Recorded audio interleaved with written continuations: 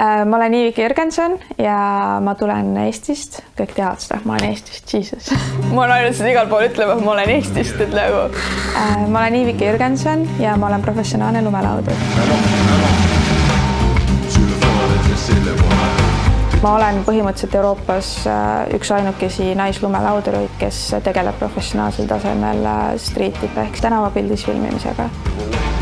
Minu tööks on olnud viimase 2 aasta jooksul Vansile videoprojekti filmimine. Põhimõtteliselt on Soome, Venemaa, Leedu, Jaapan, Rootsi, 5 riiki. Mida, kui sa nüüd mõtled sellele, et okei, ma olen 2 aastat filminud ja siis sellest kõigest tuleb 4 minutit kokku, et nagu, et kas see on seda väärt või nagu, või noh, ma kujutan ette, et nagu võib tunduda imelik, et aga see on seda väärt. Jos putsaa nämä lumet pois ja... Ma tahan filmida selliseid videoid linnapildis, mis paneksid naiste lumelauda progresseeruma. Et kui naiste lumelaud on olnud kogu aeg siin, siis ma tahan selle viia sinna.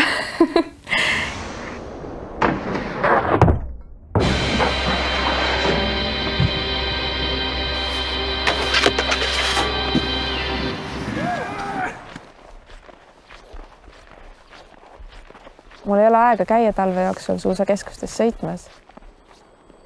Siis ongi kevad on see aeg, kui sa saad nagu lõpuks võtta aja maha linnadest ja siis tulla sellistesse keskustesse.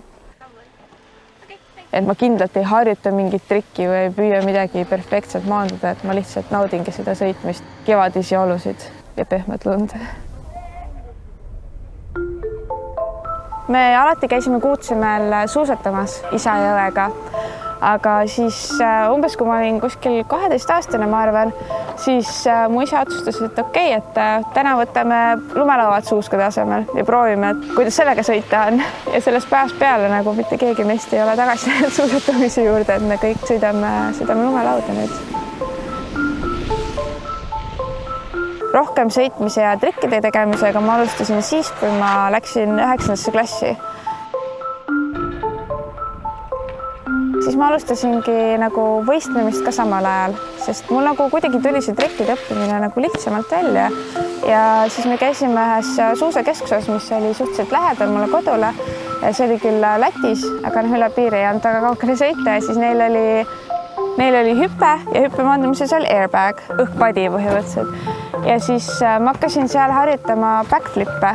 Ja siis ma arvan, ma sain isegi enne selgeks backflipi tegemise, tagurpidi salto tegemise kui otsehüppamise.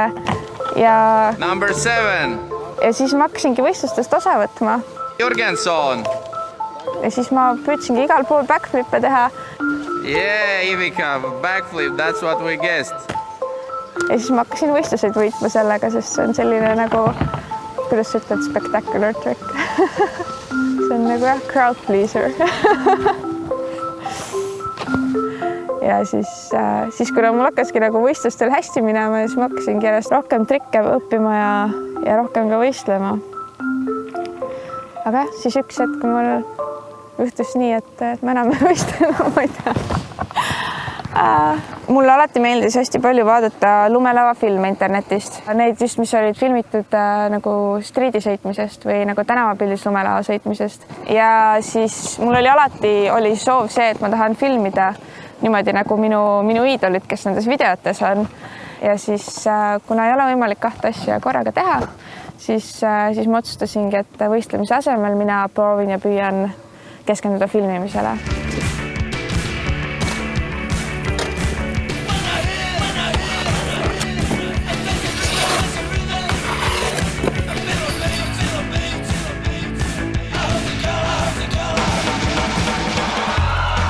Video tegemine ei ole tõesti nii lihtne, et sa lihtsalt lendad kuskile, Tallinnasse näiteks, et okei, et ma nüüd lähen sinna, võtan lumelava ja hakkan sõitma, et see ei ole päris nii lihtne.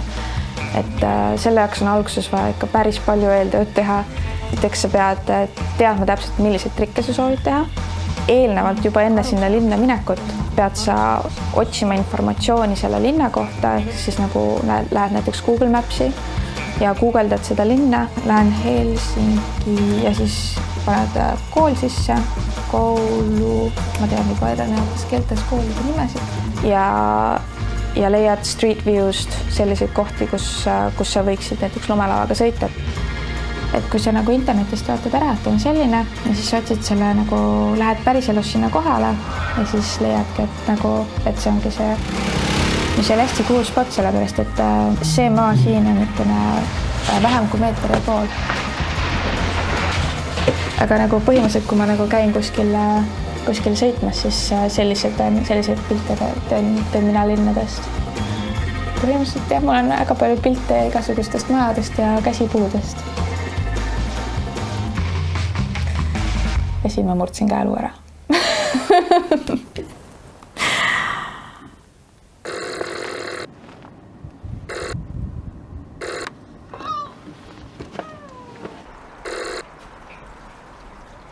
Kui ma praegu vaatan, kõik näeb täiesti teistmoodi välja. Ma vaatasin ühte lumelava videot ühest soomlasest ja ma nägin, et tema sõitis seda reili ja siis ma küsisin ta käest, et kus kohas see võiks olla. Ja siis ma otsisin Google Mapsist üles täpselt, et kus kohas ta siin Mikkelis on. 1. jaanuaril head uut aastat täpselt kukkusingi ja ma murdsin oma küünaliiges ära nagu siit lõpus täpselt. Siit tükk lahti. Toimus meil niimoodi, et põhimõtteliselt tropini ehitasime siia ja üks faktor, mis oli halb, oli see puu oli täpselt vale koha peal ees, et sa oleksid tahtnud ehitada täpselt selle siia või natuke tahapoole, et sa saaksid hoogu võtta piisavalt, aga kuna see puu oli täpselt tee peal ees, veitsime talle siia.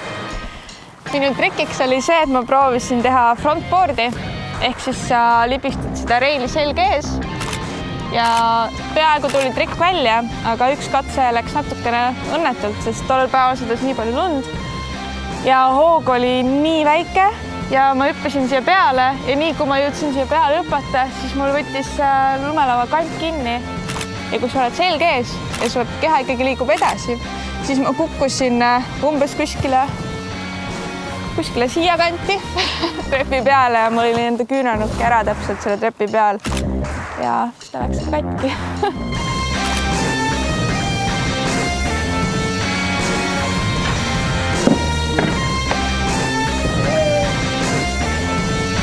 Ja siis mul oli vaja operatsioon teha, et see kõik tagasi kinni panna ja siis see pandi mulle nagu need rauad pandi sisse.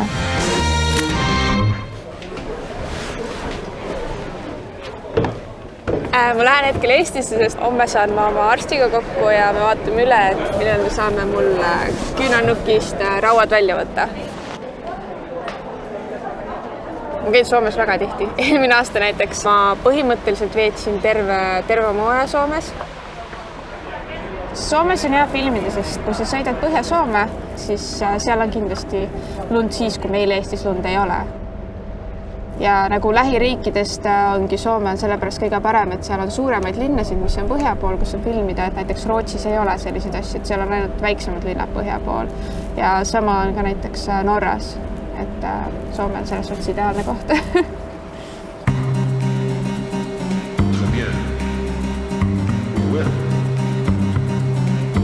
Kuidagi nii imelik on siin tagasi olla selles mõttes, et nagu ja kui ma seda kohta uuesti vaatan, siis ma mõtlen, et see ei ole nii hull, et miks see juhtus, et nagu, miks ma niimoodi kinni jäin nagu.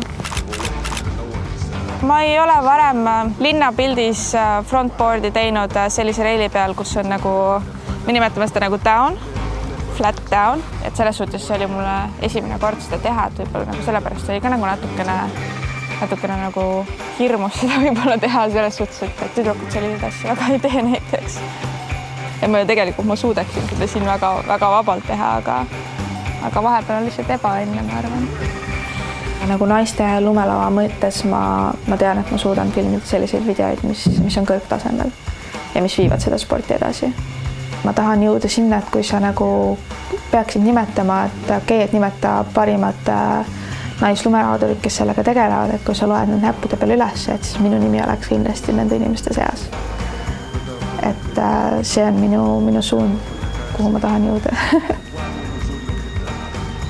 Ma arvan, kui sa Euroopas küsid, siis ma olen kindlasti nende sõrmede peal olemas. Aga ma tahaksin, et kui sa Ameerikas seda küsiksid, et siis minu nimi tuleks sinna.